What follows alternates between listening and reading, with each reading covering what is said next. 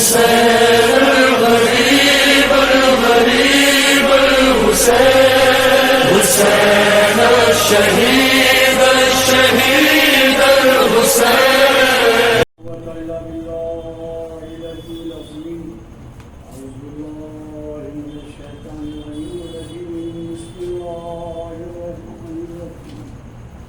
الحمد لله رب العالمين والصلاة والسلام على سيد وأشرف الأنبياء والمرسلين وسيدنا ونبينا ورب شفيعنا مولانا ثقلين جد الحسن الحسين أبو القاسم محمد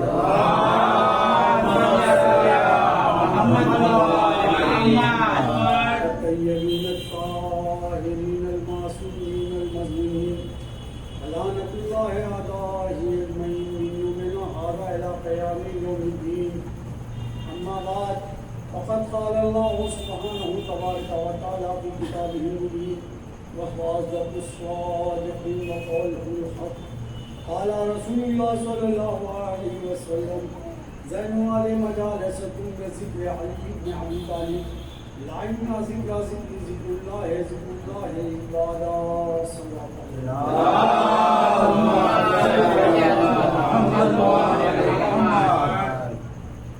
حافظات سے التماس ہے کہ ایک بار سورہ حمد اور 3 بار اللہ پڑھ کر علی اکبر اچھو غلام بن جاتا ہے نہایت حسین کی بسم اللہ.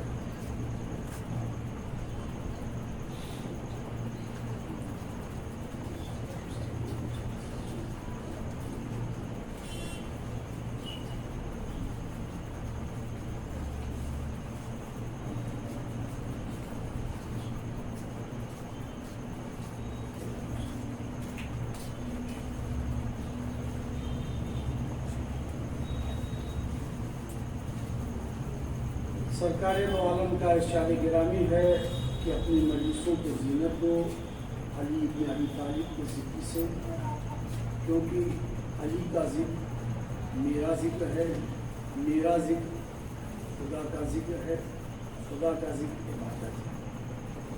مسلسل ہے کئی بار میں نے دنیا آج مثال ہے. دنیا میں یہی ایک قوم جس کی تائید سرکار دو عالم نے بھی کی. یہی ایک وہ قوم ہے جو ذکر علی بن ابی طالب کرتی ہے. صاحب منظم نے لکھا ہے کہ ایک بار یہ روایت ہم نے ام المومنین حضرت ام سلمہ سے نقل کی ہے کہ ایک بار سرکار دو عالم نے فرمایا کہ ام سلمہ میری امت 73 فرقوں میں بڑھ جائے گی، صرف ایک فرقہ ایسا ہے جو جب ایک جگہ ہوگا تو ذکر علی بن ابی طالب کرے.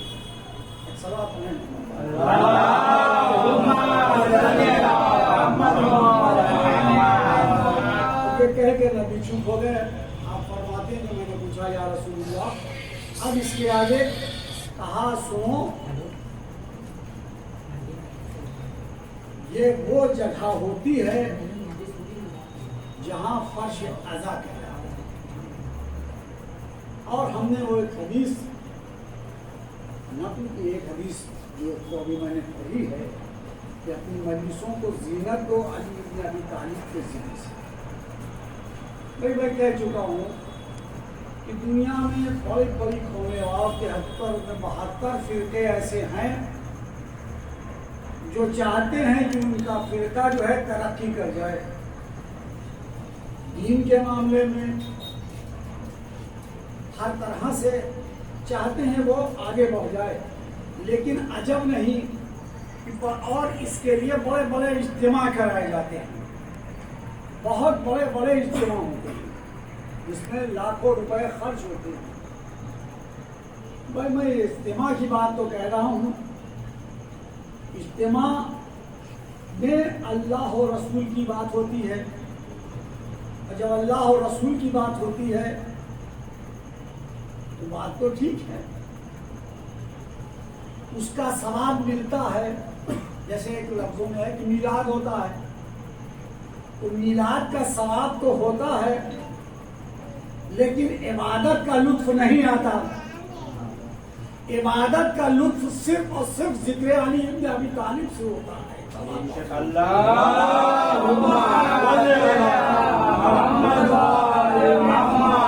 نبی فرماتے ہیں جس جگہ پر جس گھر میں ذکر علی ابن ابی طالب ہوتا ہے، عرش مولا کے فرشتے جا کر اس گھر کا حصار کر لیا کرتے ہیں، اور جب مجلس ختم ہوتی ہے، وہاں پر ذکر ختم ہوتا ہے، یہ فرشتے واپس عرش پر آتے ہیں. تو جو فرشتے یہاں ہوتے ہیں وہ ان سے سوال کرتے ہیں کہ تم کہاں گئے تھے؟ آج تو تمہارے جسم سے ایک عجیب و غریب خوشبو آ رہی ہے. یہ فرشتے کہتے ہیں کہ میں اس گھر پر گیا تھا، اس جگہ پر گیا تھا جہاں ذکر علی ابن ابی طالب ہو رہا تھا. ایک صلوات پڑھیں محمد.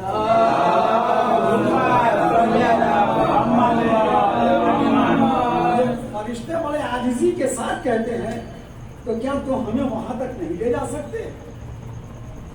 فرشتے کہتے ہیں اب تم وہاں جا کے کیا کرو گے؟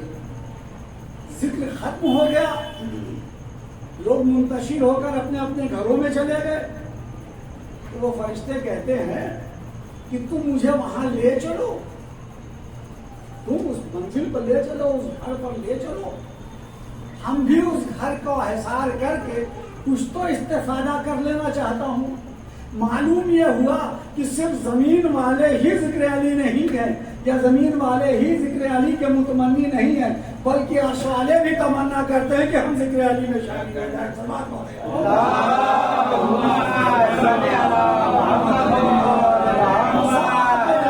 نبی کریم بتا رہے ہیں کہ امام جعفر صادق علیہ الصلوۃ والسلام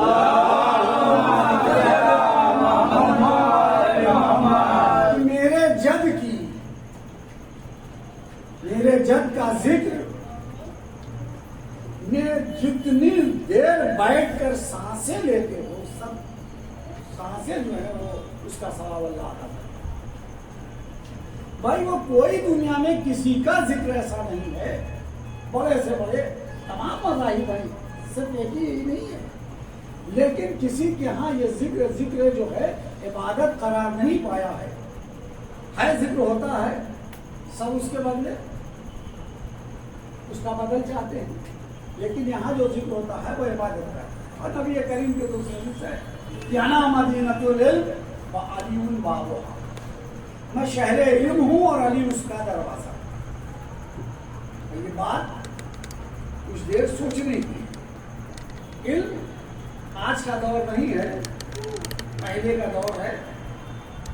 پہلے جو ہے شہر کے راستوں پر بڑے بڑے دروازے بن جایا کرتے تھے، اور شہر کو محفوظ رکھنے کے لیے اس کے چاروں طرف دیواریں بنا کرتے تھے. یہ آپ کا دور ہے کہ جدھر سے چاہے وہ شہر میں آ جائے گا. لیکن جس کی فطرت ہی بغض علی ہو، اس کو سمجھ، اس کی سمجھ میں ہی نہیں آتا.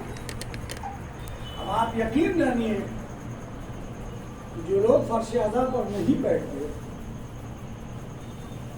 ان کا مقدر خراب ہے،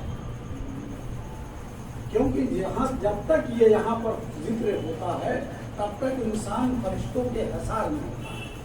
اور فرشتے وہ ہوتے ہیں کہ جن کے پنکھ کی ہوا، جن کے پروں کی ہوا، جن کے جو آپ کے درمیان سے نکلتے ہیں. تو کہا گیا ہے کہ جب مہمان آتا ہے اور جاتا ہے تو تمہارے گھر کی بلا لے کے جاتا ہے. یہی روایت ہے، جب فرشتے آپ کے درمیان آ کر سنتے ہیں اور جب جانے لگتے ہیں تو تمہارے درمیان سے بیماریوں کو لے کر چلے جاتے ہیں. انسان یہاں شفیاب ہوتا ہے. ارشاد گرامی ہے کہ نبی شہر علم ہے اور علی اس کا دروازہ. بہتوں نے کہا یہ کیسے ہو سکتا ہے؟ اگر تو شہر علم نہیں ہے، انا مدینۃ العلم، مدینے کے معنی ہی گھر سے لے لیا. معنی بہت تیز بدلے گئے. آپ چاہے قرآن مجید کے دیکھ لیے معنی کو بدل دیا. انا مدینۃ العلم وعلی بابھا، میں شہر علم ہوں، نبی کہہ رہے ہیں. وہ کہہ رہے ہیں نبی کا ارشاد گرامی ہے کہ میں علم کا گھر ہوں، علی اس کا گھر. بھائی کسی کے عظمت کم کرنے سے عظمت نہیں کم ہوتی، لیکن یہ ہے کہ بغض و حسد جو ہے کینہ سامنے آ جایا کرتی. جیسے ہی انہوں نے یہ کہا اور اس کے برابر ایک روایت تھی، اپنے والوں کو ڈالنا چاہا تو کہا کہ یہ جو ہے دیوار ہو گئے، چھت ہو گئے. تو عزیزان محترم بات یوں کہہ دوں کہ دیوار ہمیشہ جدا کرتی ہے، ملاتی نہیں ہے. چاہے وہ کپڑے کی دیوار ہو، چاہے کاغذ کی دیوار ہو، چاہے لکڑی کی دیوار ہو، چاہے پتھر کی دیوار ہو، جب دیوار کھنچ جاتی ہے بیچ سے تو ادھر کا آدمی ادھر ہوتا ہے، ادھر کا آدمی ادھر ہوتا ہے. بس ایک مثال آپ کے سامنے کہ میں فلاں صاحب آپ نے بلایا، اسد صاحب نے کہا آئیے مجلس پہنچ لیجیے، میں جا کر ان کے ادھر ہاتھے والے یہاں بیٹھا رہا ہوں، ان کے مکان سے لگ کے ابھی صاحب بار بار ڈھونڈ رہے ہیں. ارے صاحب کہاں ہیں آپ؟ ارے بھائی میں آپ کے گھر کے پاس بیٹھا ہوں، دیوار سے لگا بیٹھا ہوں. تو عجب نہیں کہ بے ساختہ کہیں گے ارے یا دیوار سے لگ کے بیٹھیں گے کیا آ جاتا ہے، دروازے سے گھر میں تشریف لائیے. ایک سلام پڑھیں محمد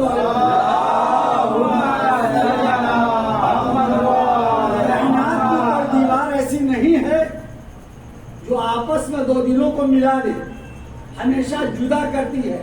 بس یہی نتیجہ ہے کہ جس کو بھی چاہے دیوار کے سہارے ہو جائے، چاہے دیوار سے باہر ہو کر آئے، آنا ہے تو در علی پر آنا ہے. اور جو در علی پر آئے گا اسے علم بھی ملے گا، اسے حکمت بھی ملے گی، اسے ہر چیز عطا ہو جائے گی. ایک سنا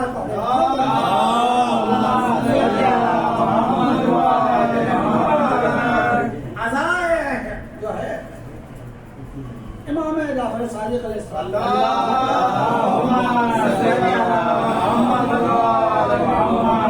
شب جمعہ کے سلسلے سے کہتے ہیں کہ شب جمعہ جو شخص میرے جد کی زیارت کرے گا اللہ اس کے گناہوں کو معاف کرنے کی بات کہا پڑھنے کی نہیں، سب کتابیں پڑھے پڑھا، لیکن ہے امام فرماتے ہیں کہ میں نے اپنے جد رسول اللہ سے سنا ہے کہ جو میرے جد امام حسین کے قبر مطہر کی زیارت کرے گا وہ روز محشر ہم سے ملاقات ہوگی اور اللہ اس کے 70 حجوں کا، 70 عمروں کا اور 70 سال کے روزوں کا ثواب اسے عطا کرے گا. جس لیے کہ قبر مطہر کی زیارت کرنے کے لیے. اور قبر مطہر کی زیارت اگر انسان نہیں کر سکتا، اب کہتے ہیں چاہنے والے ساتھ تھے نا مولا، جو دوسرے ملکوں کے رہنے والے ہیں، جو دور دراز کے رہنے والے ہیں، وہ کیسے زیارت کریں گے؟ تو آپ فرماتے ہیں کہ جو نہیں کر سکتے ان سے کہو، ان کے لیے یہ ہے کہ وہ خلوص نیت سے، خلوص دل سے شب جمعہ میں کھلے ہوئے آسمان کے نیچے کھڑے ہو کر میرے جد کی قبر کی طرف رک کر کے زیارت ہمارے جد کی پڑھ دیں، اللہ اسے قبولیت کا شرف بخش کرے. سلام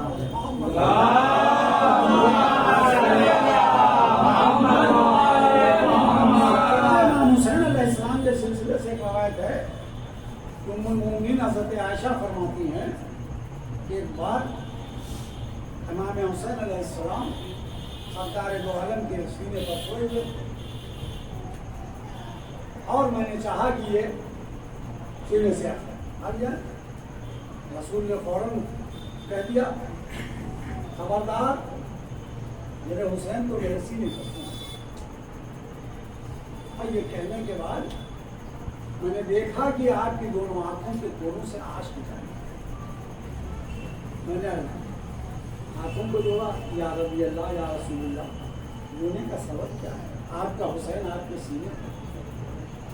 کہا عائشہ تمہیں معلوم نہیں ہے میرا یہ حسین 3 دن کا بھوکا اور پیاسا کربلا کے میدان میں شہید کر دیا. تو کہا یار نبی اللہ آپ ہوں گے؟ کہا نہیں.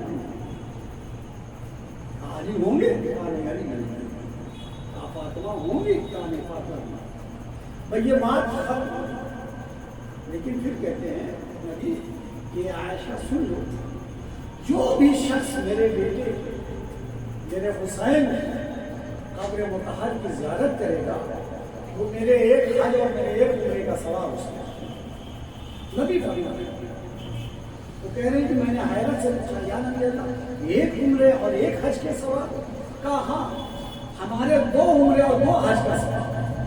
راوی کہتا ہے کہ وہ خود ناقل ہے کہتے ہیں کہ میں کہتی جا رہی تھی اور سرکار دو عالم حج اور عمرے کی تعداد بڑھاتے جا رہے تھے. نتیجہ یہ ہوا کہ 70 حج اور 70 عمرے کے ثواب ہوگا. اس کا اس لیے کہ جو قبر حسین کی زیارت کرے گا. اے عزیزان محترم آپ ہر پل ہر سامان کو مہیا کریں لیکن زیارت امام حسین کی تمنا دل میں جگائیں. آپ دیکھیں یہ مجلس جس طرح مولا کائنات کی حیات میں رسول خدا کی حیات میں مولا کائنات کی زندگی اسی طرح امام حسین کے لیے جناب عباس آج جو ہے علی جناب عباس کے علم کی شبیہ بنا اور عباس بیویوں کا آشرا حسین کی طاقت عباس. کربلا میں جب تک عباس تھے دشمنوں کے آنکھوں میں خوف تھا.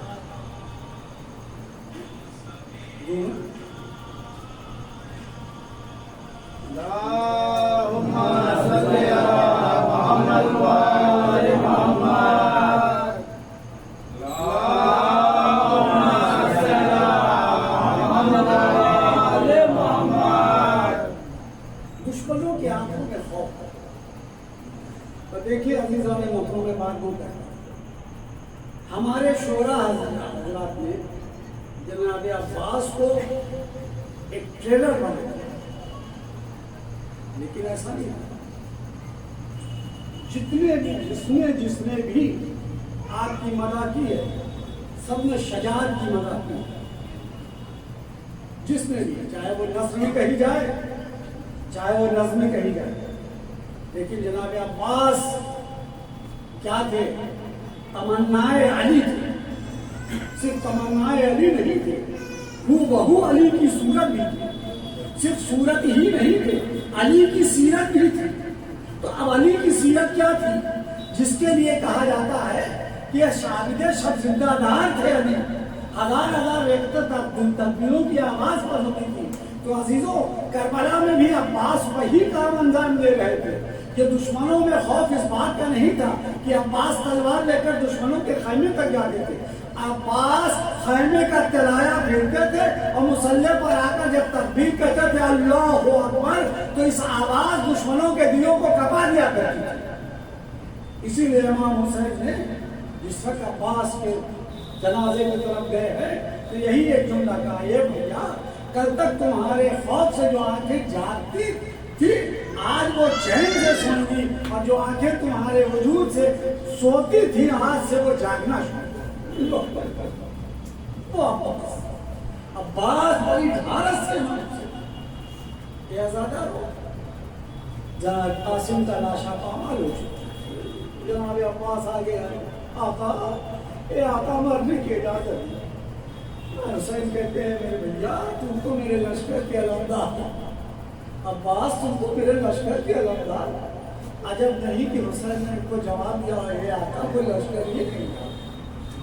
حسین نے جواب سنا کہا میرے بھائی جاؤ لیکن جانے سے پہلے پانی کی صدی ہے. یہ آزادارو اب سوچے کہ جو تمنائیں پلی تھی وہ عباس کی تھی آج وہ عباس کی تمنائیں نکلے گی. پانی کی پانی لاؤ. جناب سکینہ بہت میں آپ کو اجازت مل گئی آپ کو پانی پلا کہا میری لال مشکیزہ لے آؤ. سکینہ مشکیزہ لائے علم نمان تھا جیسے چلنا چاہتے تھے جناب سکینہ آگے آگے अज़ादारो या आज के बड़े बड़े उलमा के पास वो शऊर न था जो जनाब सकीना के पास था। आगे आए ए चचा, जो भी शुरू से तलवार लेकर जाता है कोई वापस ना आया। ए चचा आप भी तलवार लेकर न जाके, भाई अब्बास ने तलवार जो है भतीजी के हवाले किया, एक नैज़े खत्ती लिया और चले। ये अज़ादारों में नहीं कहूँगा डर लग गए, दरिया पर गए, पानी भरा लेकर पलटे। और इधर आलम क्या था कि जनाब सकीना है, बच्चों को खैनी चाहिए, बच्चों को घबराओ नहीं, मेरा चचा पानी में गया। खुदा किसी की आस इतनी बुलंद न करे, ये मेरे बच्चों घबराओ नहीं, मेरा चचा पानी में गया। लेकिन जब उधर अब्बास पलटे हैं, हाथों का आलम की बुलंदी को देखा कि धीरे धीरे आलम बुलंद हो रहा है, सकीना बच्चों से कह रही थी बच्चों घबरा नहीं, मेरा चचा पानी ला रहा है, मेरा चचा पानी ला रहा है। ए आज़ादारो, एक बड़े कलम को झटका महसूस हुआ। सकीना ने दुआ के लिए हाथ बढ़ के बारे रहा मेरे चचा की खैर हो, लेकिन अलम फिर संभल गया, फिर अलम बुलंद था, फिर आगे आगे घबराओ नहीं, मेरा चचा आ रहा है। सकीना को कहा मालूम कि अब्बास का दाया शाना कलम हो चुका है। ए आज़ादारो, अब जो अलम गिरा तो अब सर बुलंद ना हुआ। सकीना कह रहे कि मेरा चचा दिखाई नहीं दे रहा, बच्चों घबराओ नहीं, मेरा चचा आएगा। भाई आज़ादारो, एक बार हुसैन के कानों से आवाज टकराई, या हुसैन चले, अभी कुछ ही दूर चले थे कि एक बाजू सामने हाथ में आया, उठाया, सीने से लगाया, अभी आगे बढ़े थे कि दूसरा बाजू मिला। एक बार एक शकी ने कहता है, फातिमा के जानी, अरे तू करबला के मैदान में क्या ढूंढ रहे हो? हुसैन ने तवक्कर नहरगाह की तरफ रुक किया। ए भैया अब्बास, अरे तुम्हारे बाप इन जालिमों ने उस क़याम में मेरी माँ का नाम लेना शुरू किया। खुदा आपको किसी गम में न रुलाए। सैयदुल शुहदा के अखबार अब्बास के सराहने पहुंचे। एक बार 32 साला भाई खाको खून में डूबा हुआ था, एक आंख में तीर था, जनाब अब्बास के सर को जानू पर रखा, मशा में अब्बास पे मानवत की खुशबू पहुंची, सर को हटाया। एक बार हुसैन के दे भैया, अरे क्या बात है, कोई खता हो गई है? कहा नहीं आका, अरे हमारा सर वक्त आखिर आपके जानू पर है, तो आपका सर कहाँ होगा? हुसैन कहते हैं भैया, अरे गम ना खाओ, मेरा सर होगा, मेरी माँ की गोद होगी। आपको किसी गम में न रुलाए। सैयदुल शुहदा के आज़ादारो, रो लीजिए, आज 2 तारीख हमारे दरमियान से गुजर चुकी है, अब सिर्फ 5 दिन बचा है आपको इस अज़ा में रोने के लिए। इसके बाद जो जिएगा वही करेगा, जो मर गया तो उसका अल्लाह हाफिज है। ए आज़ादारो, एक बार कहते हैं भैया कोई वसीयत हो तो बयान करो। कहा मेरा लाशा खाने में न ले जाइएगा। कहा है भैया दूसरी वसीयत क्या है? कहा मेरी एक आंख में तीर है, मेरी एक आंख में खून है। ये आका, मैंने जब दुनिया में आया था तो हमने सबसे पहले आपके रूए अनवर की ज़ियारत की थी, जी चाहता है दुनिया से जाते हुए भी आपके रूए अनवर की ज़ियारत करूं। हुसैन ने अबा के दामन से खून साफ किया। एक बार अब्बास ने हज़रत यास से हुसैन को देखा, हुसैन को देखा, वो जैसे ही देखा अब्बास से हुसैन कहते हैं भैया, अरे बरसों से एक तमन्ना मेरी भी थी, ए अब्बास उसे पूरी कर दो। कहा है आका, कहे भैया एक बार भाई कह दो। हुसैन तड़प गए, एक बार अब्बास तड़प गए, ए आका, अरे भाई कह देता, लेकिन अम्मा ने मना कर दिया है। ए आज़ादारो, भाई आका, अगर आप इजाजत दिलवा दे तो मैं कह सकता हूँ। हुसैन ने हाथ बुलंद किया, जमीन मदीना बुलंद हुई। एक बार अब्बास ने आवाज दी, अम्मा सलाम। जैसे ही आवाज सुनी उम्मुल बनीन चढ़ गए, ए अब्बास तुम यहाँ मदीने में क्या कर रहे हो? आका हुसैन को क्यों छोड़ दिया? बता अम्मा, अरे इस पर ताखिर है, मेरा सर है, आका का जानू है। ए अम्मा, मेरे आका की आखिरी ख्वाहिश है कि मैं भाई कह दूं। उम्मुल बनीन ने कहा, ए अब्बास, अरे भाई कहना तो फिर दूसरी सांस दुनिया में न लेना। अब्बास आलम हिले, भाई कहा, रूह का पते अंसर से परवास कर गई। हुसैन ने नौहा पढ़ा, एक बार उस अलम को बुलंद किया, अली अकबर अलम लिए हुए आगे आगे, हुसैन नौहा करते हुए पीछे पीछे। ए आजादारा बस आखिरी फिक्रा, और जब सकीद आले आलम को आते हुए देखा, कहा बच्चों घबराओ नहीं, मेरा चचा आ रहा है। लेकिन जब अलम करीब पहुंचा, अलमदार नजर नहीं आया, खून में डूबा अलम नजर आया। सकीना कहती है बच्चों, हमें शर्मिंदा हूँ, हमें माफ कर दो। अब तो सकीना की प्यास का खुदा हाफिज दौड़ के अलम से निपट गई। ए बाबा, अरे मेरा चचा कहाँ है?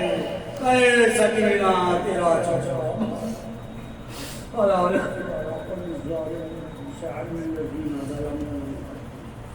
إلهي بحق الزهراء